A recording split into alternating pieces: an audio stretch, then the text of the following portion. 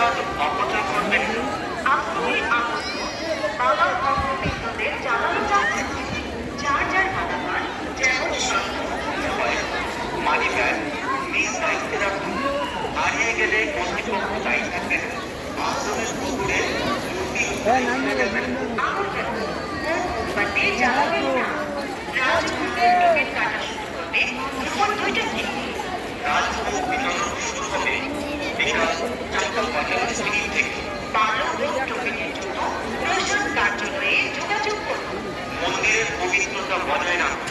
রাজভোগ সংগ্রহের জন্য প্রশাসন কার্যালয়ে যোগাযোগ করুন। যেখানে সেখানে ময়লা আবর্জনা ফেলবেন না। শ্রী লোকনাথ ব্রহ্মচারীর বাবার শ্রীচরণে পুষ্পাঞ্জলি নিবেদন হবে বেলা 11:40। দ্বিতীয়বার আর হবে না। বাবার বন্দনা কেন্দ্রীয় ভবনের পেছনে মাঠের দোকান কক্ষ রয়েছে। প্রয়োজনে মুক্ত ক্লিনিক রুমে যাওয়ার জন্য অনুরোধ করা যাচ্ছে। অভিযোগ ও পরামর্শের জন্য যোগাযোগ করে যান 01720 এবং সহকারী ম্যানেজার 01787 জয় বাবা লোকনাথ, জয় মা লোকনাথ, জয় গুরু লোকনাথ, জয় শিব লোকনাথ।